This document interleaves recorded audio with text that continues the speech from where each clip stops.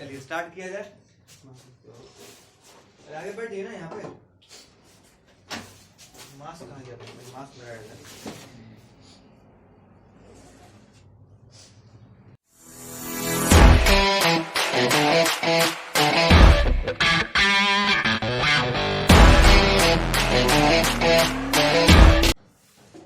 Anyway, हम क्या बोल रहे थे कि वहां हमने पढ़ा कि कंज्यूमर क्या होता है और इक्विलिब्रियम क्या होता है। ठीक है, तो बताएगा कंज्यूमर क्या होता है? Who consumes good। सीधा बात है, लंबा चौड़ा डिफिनेशन नहीं मालूम है हमको इतना मालूम है कंज्यूमर वो होता है जो कंज्यूम करता है। और इक्विलिब्रियम का मतलब क्या होता है? बैलेंस। क्या होता है? बैलेंस। तो एक कंज्यूमर इक्विलिब्रियम पे तब आएगा जब उसका वांट मैक्सिमम सेटिस्फाई हो जाएगा। उसके वांट को पूरी तरह सेटिस्फाई कर दोगे तो वो कहां आ जाएगा? इक्विलिब्रियम पे आ जाएगा, है ना। मतलब जब हम खाना खा रहे होते हैं और एक ऐसे पॉइंट बहुत ज्यादा कि हाँ अब हो गया, पीछे उलट जाते हैं, है ना, उलटते हैं ना, तो वो कौन सा पॉइंट है? इक्विलिब्रियम का पॉइंट है। सीधा बात। अच्छा, उसके अलावा और क्या पढ़ा था कल? ये पढ़ा था कि इक्विलिब्रियम के कॉन्सेप्ट को समझने के लिए we have two different approaches. कौन कौन सा? कार्डिनल और ऑर्डिनल। कौन कौन सा?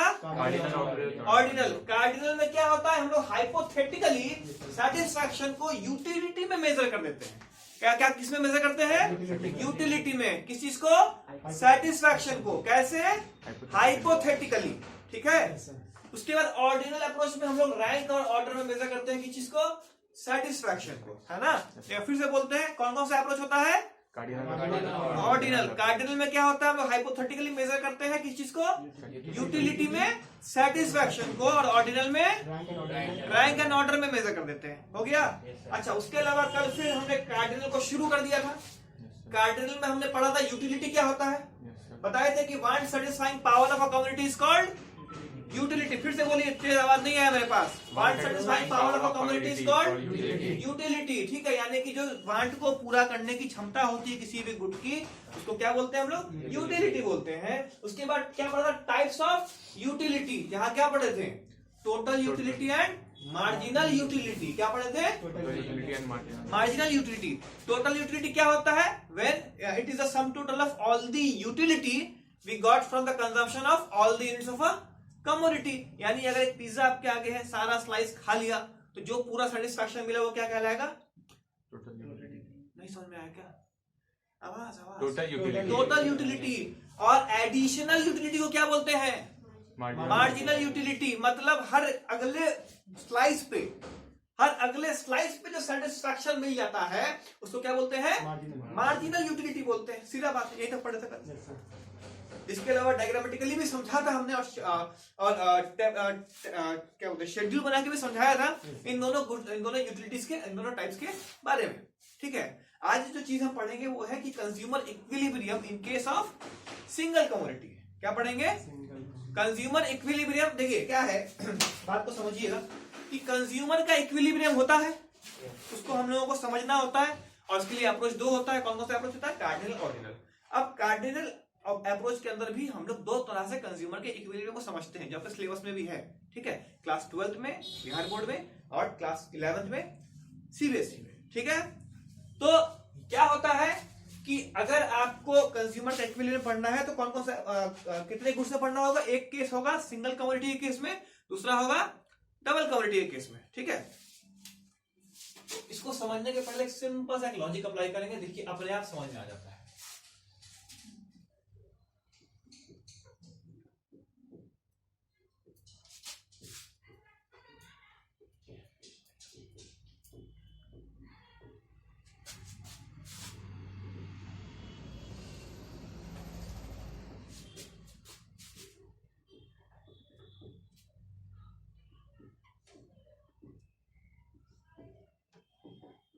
ठीक है, consumer equilibrium in case of single commodity.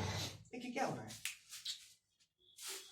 अगर आपने सपोज आपको ये मार्केट खरीदने जाना है। ठीक है, अगर आपने अपना कोचिंग स्टार्ट किया, सपोज करते हैं, या आपको कोई और काम है और आपको ये वाला मार्केट चाहिए, मार्केट में आप जाते हैं।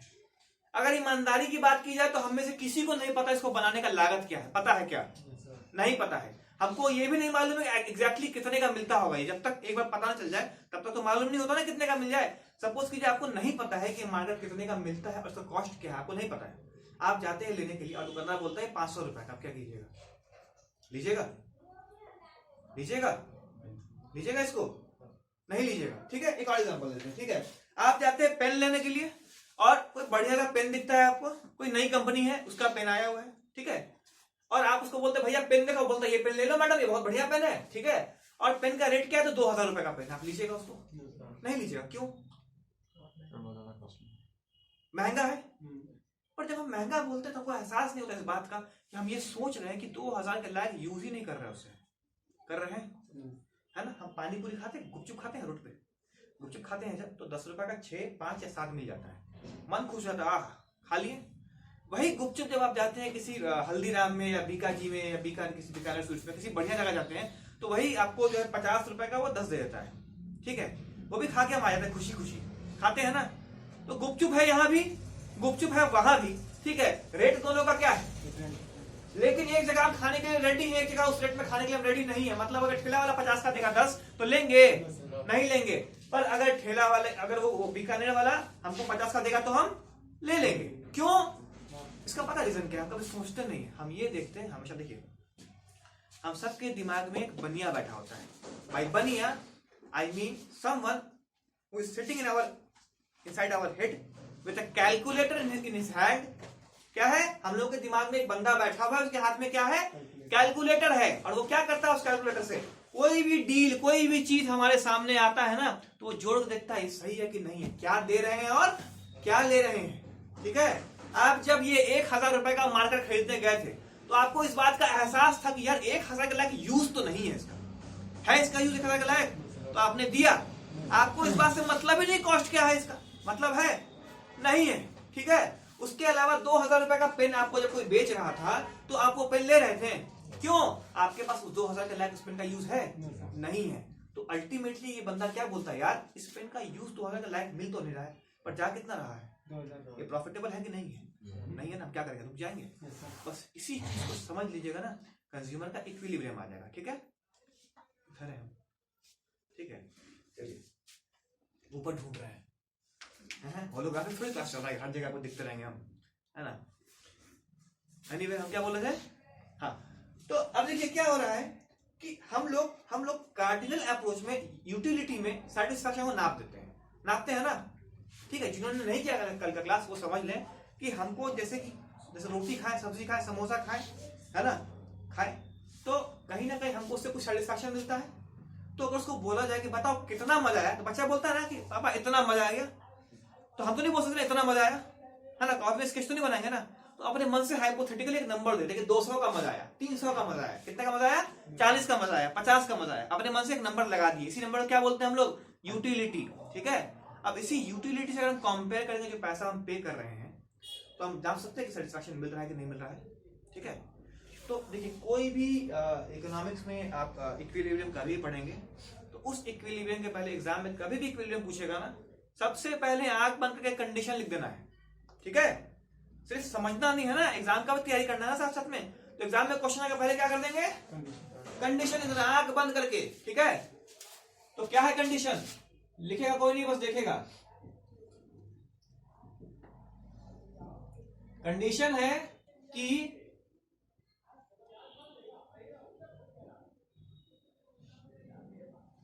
px is equal to MUX।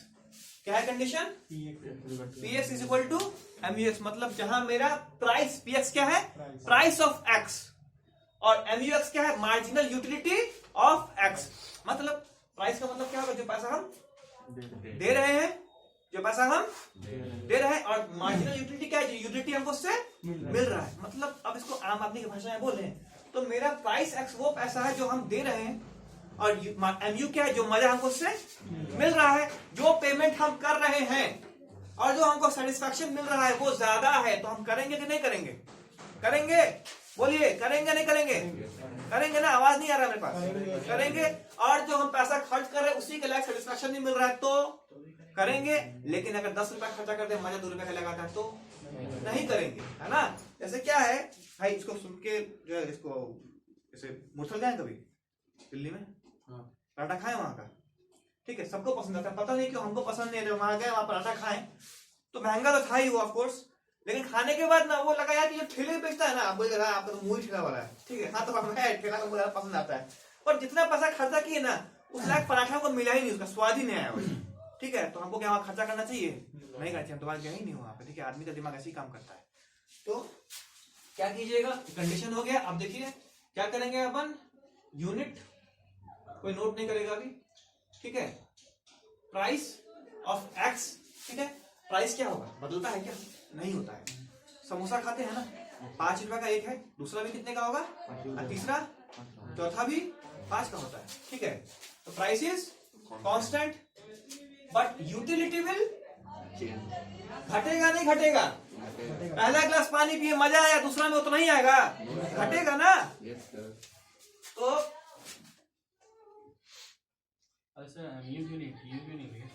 Total utility से आप कैसे कंपेयर कर सकते हैं, हमें तो हमको ये देखना पड़ेगा ना इस वाले यूनिट से फायदा हो रहा है कि नहीं हो रहा है। जैसे मान लीजिए कि आपने सामान बेचा 50 रुपए का और 100 रुपए कमा लिया, उस पर कितना कमाए 50, अगला बेचे कुछ कम कमाए, अगला बेचे कुछ कम कमाए, तो ये करते करते आपका जो एडिशनल प्रॉफिट आ रहा है वो तो बढ़िया है, एक टाइम आएगा ना कि प्रॉफिट गिर जाएगा, तो वहीं पर रुकेंगे, मैं टोटल प्रॉफिट नहीं हो जाएगा, हम तब रुकेंगे। सोचिए हमको हर यूनिट पे प्रॉफिट आ रहा है, हम आगे बढ़ते जा रहे हैं, प्रॉफिट आना बंद हो गया, हम क्या करें अब, आप दुकान खोलते थे रोज 100 रुपया कमाते थे, रोज दुकान खोलते थे 100 रुपया कमाते थे, एक दिन आएगा दुकान खोलने का पैसा चला गया 20 रुपया, अब क्या कीजिएगा, जब तक पूरा जमा पैसा खत्म नहीं तब तक दुकान खोलिएगा या उसी दिन रुक जाइएगा, कब रुकिएगा, ठीक है, 4-5 यूनिट हो गया, ये फिगर सर आप कैसे ले रहे हैं, एग्जाम में कैसे आएगा, हाइपोथेटिकली बताया ना, अपने मन से, या तो इसको आप रट लीजिए, है ना, जो आप सजेस्ट नहीं करेंगे, दूसरा क्या चीज को समझ लीजिए, कॉन्सेप्ट क्या कैसे हम बना रहे हैं, है ना, प्राइस क्या रहेगा हर बार, हम यहाँ पे आप 100 ले लीजिए, अब यहाँ 1000 ले लीजिए, आपकी इच्छा, कोई गलत नहीं बोलेगा, है ना, कोई नहीं मारेगा मुशाहिद, है ना, कुछ भी ले लीजिए, ठीक है, ये नहीं लिख रहे आएगा क्या ही, ठीक है, तो अब मान लीजिए यूटिलिटी पहली बार में कितना मिला 22, दूसरी बार में 21, तीसरी बार में 19, चलिए 18, मुशाहिद बोल दिया 18 कर दिए, ठीक है, चौथी बार में 1 मिनट कितना घटाया, 3 घटा दिया ना, इसको 5 कर देते हैं 13, उसके बाद 5 6 7 2 और बढ़ा दें, उसके बाद 5 रुपए का ही है, ये भी 5 रुपए का ही है, इसके बाद तीसरी बार कितना मिला 1 मिल गया, ठीक है, उसके बाद कितना मिला 0 मिल गया, ठीक है, अब यहां देखिएगा consumer spending ₹5 and is getting utility ₹22, 22 मिल रहा है यूटिलिटी, खर्चा कितना किया 5 रुपया, तो आगे बढ़े कि नहीं बढ़े, नहीं सुनाई दिया, बढ़े, यहाँ फिर 5 खर्च करता है, 21 मिल रहा है, आगे बढ़े कि नहीं, फिर ठंडा हो गया सब, बढ़े कि नहीं बढ़े, फिर यहाँ 5 रुपया खर्चा किया 18 मिल रहा है, क्या करें बढ़े, फिर 5 खर्चा किया 13 मिल रहा है, क्या करें 5 खर्चा किया 5 मिला, अभी भी रुक जाएंगे क्या, नहीं ना, अब यहाँ आगे बढ़ेंगे तो लॉस हो रहा, तो कहाँ रुकेंगे 5वें पे रुकेंगे ना, तो हम बोल सकते हैं कि consumer will B at equilibrium at the 5th unit because he is spending ₹5 and getting utility of ₹5, मिलता 5 भी उसको, खर्च भी 5 कर रहा है, अगर कंज्यूमर आगे गया तो then he will be getting utility of 1 and he will be spending ₹5, तो प्रॉफिटेबल है उसके लिए, नहीं है वो रुक जाएगा, अगर वो यहाँ पे रुक सकता था ना यहाँ पे भी, तो एक बात बताइए, आपको 4 यूनिट मिलने में फायदा हो रहा है और 5 में भी फायदा हो रहा है, तो क्या 4 पे छोड़ दीजिएगा, वही बात होगा ना, पापा बोले बेटा 1 बाइक लोगे 2, नहीं पापा 1 ही लेंगे, ऐसा कोई है क्या यहाँ पे, नहीं ना है, वो 3 ले लेंगे, आप तो लेजेंड है ना, आप तो नवाब है ना, तो पूछा थोड़ी जाएगा आपसे, हम लोग बाइक खरीदते हैं, ठीक है, बच्चा लोग बाइक खरीदता है ना, मेन बाइज द एजेंसी और legend buys the company, company खरीद लेते हैं एक बार में, ठीक है, अरे सही बता रहे हैं, ज्यादा हो गया anyway, तो सर ये कैसे जहाँ पे कांस्टेंट होगा वहाँ पे कांस्टेंट नहीं होगा, जहाँ पे इक्वल हो जाएगा, कांस्टेंट का मतलब है कांस्टेंट तो पूरा ही करेंगे, नहीं सर, उसका टोटल यूनिट नहीं बनेगा, कांस्टेंट वाला वर्ड तो बनेगा ही नहीं, है ना, गड़बड़ हो जाएगा। अब ये कह सकते हैं इक्वल होना चाहिए। सर हाँ सर 13 से जब 5 हुआ तो वो आपको फिर घटा 8, फिर 5 से 1 तो ऐसा है नहीं एकदम आपको उससे से घटाना है, वो तो हाइपोथेटिकल नंबर लिए ना, आप कुछ भी ले सकते हैं, कुछ भी ले सकते हैं, ये नहीं कुछ भी। हाँ ठीक है, थोड़ा सा यहाँ पे आपको सबसे घटाना सबसे चाहिए था, पर ऐसा नहीं कि पहाड़ टूट जाएगा। ठीक है, समझने के लिए इसको हम कर सकते हैं, है ना, गलत नहीं है वो भी। अच्छा सर, तो सर नेक्स्ट में फिर हम हो सकता है इंक्रीज नहीं कर सकते हैं? नहीं नहीं, घटेगा कैसे? नहीं आप सोचिए ना, आप लगातार खाते जा रहे हैं कोई भी चीज को, है ना, तो क्या होगा इससे, तो माइनस में भी तो रख सकते हैं। है ना, माइनस में कर सकते हैं, बिल्कुल माइनस में आएगा यहाँ पे। ठीक है, इसको क्या कहते हैं, माइनस कर सकते हैं, है ना, क्या कर देते हैं, माइनस लीजिए, -4 कर दिए। ठीक है, हो गया ना, ये लिख लिया। तो अब यहाँ पे क्या करेंगे हम,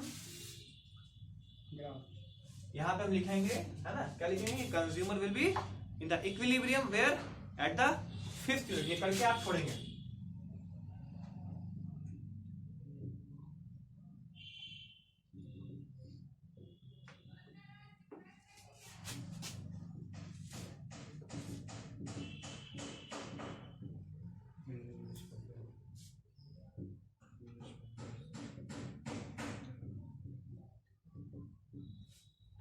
ठीक है, क्यों?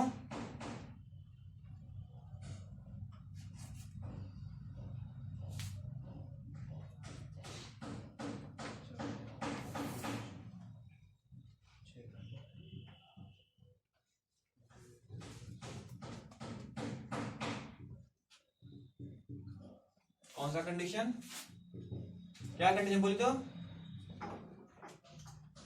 क्या है, क्या कंडीशन क्या है, MUX इज इक्वल टू, फिर से बोलिए, MUX इक्वल टू PX। अब यहाँ पर रुकेंगे नहीं, इसके बाद आप 2 पैराग्राफ और लिखेंगे। क्या लिखेंगे, अगर कंज्यूमर से पहले रुकेगा तो क्या होगा, तो लिखिएगा consumer, if a consumer will stop consuming at 4th unit then he will miss the 5th unit, because at the 5th यूनिट he is spending ₹5 and getting utility of 5। ठीक है, and above the equilibrium level, 5 से ऊपर भी जाएगा क्या, no, he will stop right at 5th unit, he will not surpass 5th unit, because after 5th unit, that is on 6th and 7th unit, he is spending ₹5 and getting utility 1 and -4। ठीक है, तो ये 2 paragraph और करने के बाद आपका ये क्वेश्चन आ सकता है 6 नंबर का, और आप लोगों का आ सकता है 5 नंबर का। ठीक है, और आता है कई बार, आप देखेंगे तो आता है। ठीक है, चलिए इसको रोकिए अब।